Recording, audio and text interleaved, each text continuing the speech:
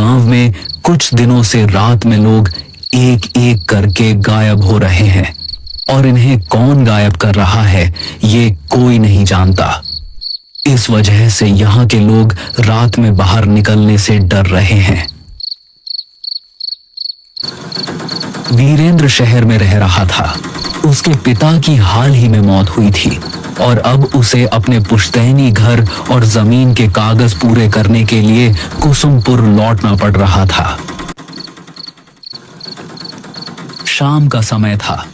आकाश में हल्की धुंध थी और सड़कें लगभग अंधेरी। वीरेंद्र ऑटो में बैठा गांव की ओर बढ़ रहा था। ऑटो वाला चुपचाप ड्राइव कर रहा था। वीरेंद्र ने मजाक में कहा, भाई रात में तो काफी सुनसान रहता है यहाँ। ऑटो वाला बस एक ही बात बोल पाया, साहब कोशिश करना रात को बाहर मत जाना। रास्ता लंबा और धूंध से भरा था। वीरेंद्र ने बाहर झांक कर देखा तो उसे सड़क किनारे खड़े पेड़ और खेतों के बीच से गुजरती अजीब सी परछाइयां दिखाई दी। हल्की हवा से पेड़ों की शाखाएं जैसे फुसफुसा रही हों। वीरेंद्र ने खुद से कहा, बस शहर में रहकर ही अच्छा था। ऑटो धीरे धीरे गांव के मुख्य चौक पर पहुंचा। वहां का दृश्य वीरेंद्र को हैरान कर गया। पूरे गांव में सन्नाटा था। कोई दुकानदार नहीं, कोई आदमी नहीं। चौपाल खाली थी। कुत्ते भी अपनी जगहों पर भौंक रहे थे। वीरेंद्र ने ऑटो वाले से कहा, भैया आप जाओ। ऑटो वाला सिर हिलाकर चुपचाप वहां से चला गया। वीरेंद्र अपने पुराने घर की ओर बढ़ा।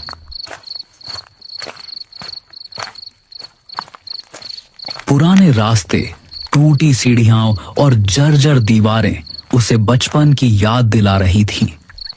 घर का दरवाजा अजीब तरह से बंद था। वहीं उसे अपनी बचपन की दोस्त मंजरी दिखाई दी। मंजरी अब अकेली रह रही थी। उसका चेहरा थका हुआ और डरावना लग रहा था। मंजरी ने धीरे से कहा,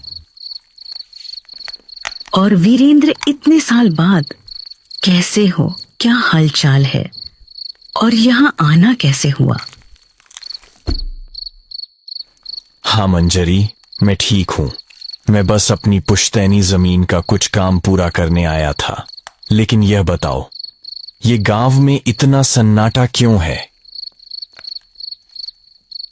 वीरेंद्र, हर रात यहाँ कोई ना कोई आदमी गायब हो जाता है। कोई आवाज नहीं, कोई निशान नहीं। बस सुबह जमीन पर एक काला निशान मिलता है, जैसे किसी ने उन्हें जला दिया हो। वीरेंद्र ने हंसकर कहा, मंजरी, ये सब मनगढ़ंत बातें हैं। गांव वाले डरावनी कहानियां बनाते हैं। अगर तुम इसे हल्के में लोगे तो शायद बाद में पछताओगे। रात में बहुत अजीब चीजें होती हैं। आवाजें, परछाइयां और कभी-कभी नाम पुकारने वाली आवाजें। वीरेंद्र ने उसे शांत करने की कोशिश की, लेकिन उसके मन में डर बैठ गया। वह जानता था कि रात अब शुरू हो चुकी है और गांव का सन्नाटा धीरे धीरे उसे अपने घेरे में ले रहा है। रात गहरी होने लगी। वीरेंद्र घर के पुराने कमरे में बैठा धुंध से ढकी खिड़कियों के बाहर झांक रहा था। हर खिड़की पर अजीब सी परछाइयां गुजर रही थी। कभी हवा में फुसफुसाहटें, कभी दीवारों के पीछे किसी का नाम पुकारना। वीरेंद्र ने सोचा, यह सब अजीब है, लेकिन उसके पास समय कम था। वो डरते डरते सोया। अगले दिन जमीन और घर के कागज कंप्लीट करने थे। वो धीरे धीरे गांव की गलियों में घूमना शुरू करता है। वहां हर घर का दरवाजा जल्दी बंद होता है, कोई बाहर नहीं दिखता, चौपाल बिल्कुल खाली। कुत्ते भी अजीब तरह से घूर रहे थे। वीरेंद्र ने महसूस किया कि जैसे हर कोई डर के साए में रह रहा हो। तभी उसे गांव का पुराना पंडित दिखाई दिया। पंडित बुजुर्ग और गंभीर थे। उनका चेहरा समय की मार झेल चुका था। पंडित ने वीरेंद्र को देखते ही गंभीर स्वर में कहा, वीरेंद्र, तुम यहाँ क्या करने आए हो? पिताजी के जमीन के कागज पूरे करने, लेकिन ये सब अजीब क्यों है? यह गांव शापित है और यह श्राप उसी जमीन से जुड़ा है जो तुम्हारे परिवार की थी। वीरेंद्र हैरान रह गया। उसने पूछा, कैसा श्राप? तुम्हारे दादा ने इस जमीन पर एक मंदिर गिरवाया था। उस मंदिर में एक रक्षक की आत्मा थी जो गांव की रक्षा करती थी। जब मंदिर टूट गया, आत्मा कैद हो गई।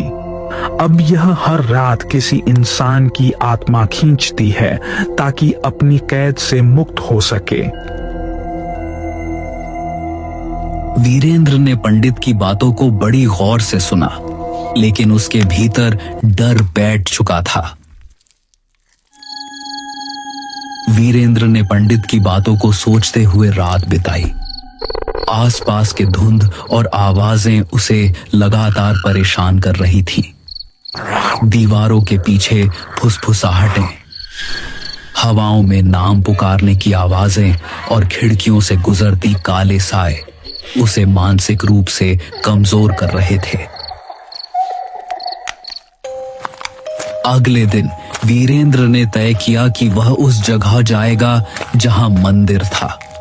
उसे जानना था कि क्या सच में यह श्राप उसके परिवार की गलती का परिणाम है। वीरेंद्र, मत जाओ वहां, यह खतरनाक है। तुम्हें शायद बचकर नहीं निकल पाओगे।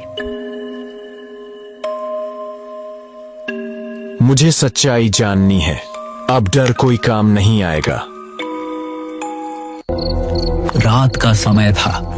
पूरा गांव वीरेंद्र को रोकने की कोशिश कर रहा था, लेकिन वीरेंद्र ने हिम्मत दिखाते हुए आगे बढ़ना तय किया। वीरेंद्र उस जगह पहुंचा। चारों तरफ जली हुई मिट्टी, टूटी दीवारें और बीच में एक पुराना बुझा हुआ दिया पड़ा था। वीरेंद्र ने धीरे से दिया जलाया। जैसे ही लौ उठी, जमीन हिलने लगी, हवा में सिसकारियां गूंजने लगी। वीरेंद्र का मन डर से कांप रहा था। तभी मंजरी वहां पहुंचती है, लेकिन उसका चेहरा बदल चुका था। उसकी आंखों में अब शैतानी शक्ति दिख रही थी। मंजरी इंसान नहीं थी, वो वही राक्षस की आत्मा थी जो मंदिर टूटने पर कैद हो गई थी। सालों से मंजरी गांव के लोगों को मार रही थी ताकि उन्हें अपने अंदर खींचकर श्राप से मुक्त हो सके। लेकिन अब वीरेंद्र के लौटने से उसकी कैद पूरी तरह टूटने वाली थी। मैं अब तुम्हें नहीं छोड़ूंगी। तुम्हें निगलने के बाद मैं इस श्राप से मुक्त हो जाऊंगी। नहीं, मुझे छोड़ दो। लेकिन आसपास धुआं फैल जाता है। धीरे धीरे वीरेंद्र गायब हो जाता है। गांव में अब केवल सन्नाटा और हवा में हल्की सिसकारियां रह जाती हैं। सुबह गांव में अफवाह फैलती है। वीरेंद्र भी उस राक्षस के चंगुल में फंस गया। गांव के लोग अब और अधिक डर के साए में जीने लगते हैं। कुसुमपुर की धुंध अब और घनी हो जाती है। सड़कें, पेड़, खेत और पुराना घर सब कुछ जैसे वीरेंद्र की कमी को महसूस कर रहा हो। मंजरी अब पूरी तरह शक्ति में गांव में घूमती है। हर रात वह नए शिकार ढूंढती है और कोई नहीं जानता कि अगली रात किसका साया दीवारों